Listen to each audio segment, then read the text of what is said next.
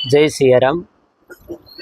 ગુરુ પૂર્ણિમા મહોત્સવ આવનાર વિક્રમ સંવત 2083નું વર્ષ નવું શુભ પ્રારંભ થઈ રહ્યો છે અને એમાં આવતી સરસ મજાની અષાઢ સુદ પૂનમ અને બુધવાર 29 તારીખના રોજ ગુરુ પૂર્ણિમા આવે છે. ગુરુ પૂર્ણિમાનો મહત્વ તો બહુ અનેરો છે. ગુરુ પૂર્ણિમાનો મહત્વ એક તો વિશેષ છે કે એને વ્યાસ પૂર્ણિમા તરીકે ઓળખવામાં આવે છે.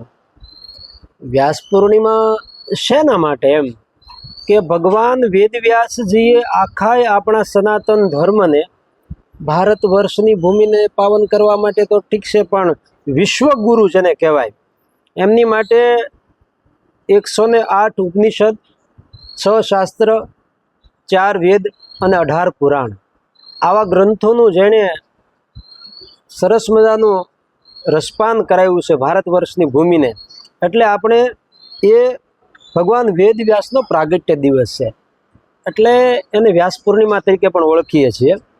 એટલે ગુરુ પૂર્ણિમાનો ખાસ કરીને મહત્ત્વ એવું છે કે ગુરુ જીવનમાં દરેક માણસને એક જીવનમાં સદગુરુ હોવા જરૂરી છે. કારણ કે ગુરુ કર્ણધાર છે. તમે આપણે જીવનમાં જોઈએ છીએ ભગવાન દત્તાત્રેયજીએ 24 ગુરુ બનાવ્યા. ગુરુ કોને કહેશું? તમને જીવનમાં કોઈ પણ સાચી દિશા જે બતાવે, તમે ક્યાંય રસ્તા ઉપર ભટકેલા હોય, કોઈ માર્ગ ઉપર ભટકેલા હો, એવાની અંદર તમને કોઈ સદમાર્ગ બતાવે ને આ દિશામાં તું હાલ્યો જા, તને ઈશ્વરની પ્રાપ્તિ થશે. જેમ ધ્રુવજી મહારાજ મધુવનની અંદર ભજન કરવા જાય અને નારદજીનો ભેટો થાય, એ સમયે ધ્રુવજીએ કીધું, આજથી તમે જ મારા ગુરુ, કે મને સદમાર્ગે લઈ જાઓ છો. એવી રીતે સાચી દિશા બતાવે એને જ આપણે સદગુરુ કહેશું. ભલે ગમે તે વસ્ત્રમાં હોય, વસ્ત્રનો મહિમા કાંઈ હોતું નથી. ગુરુ દત્તાત્રેય 24 ગુરુ બનાવ્યા, એમાં એક કૂતરો પણ એને ગુરુ બનાવ્યા. શું કામ? કે કૂતરાની અંદર વફાદારી છે. જેના ઘરનો એક ટુકડો રોટલો ખાશે ને એનું કોઈ દિવસ અહિત નહીં કરે.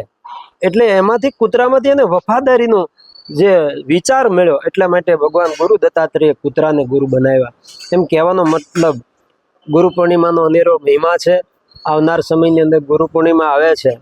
જેમ એક બાપ દીકરાને પ્રેમ કરતો હોય અને દીકરાને પોતાના પિતા પ્રત્યે પ્રેમ હોય, એના કરતાં પણ જો વિશેષ લાડ લડાવતા હોય ને તો સંતો, આ ભારત વર્ષની ભૂમિના સંતો છે, એ પોતાના શિષ્યોને જેમ પિતા પોતાના દીકરાને લાડ લડાવે, એવી રીતે સંતો પણ પોતાના શિષ્યોને રાખતા હોય છે અને સાચી દિશા બતાવતા હોય છે.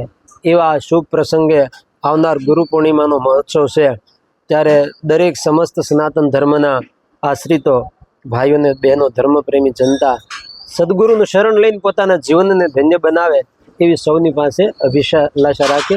અસ્તુ. જય સિયારામ.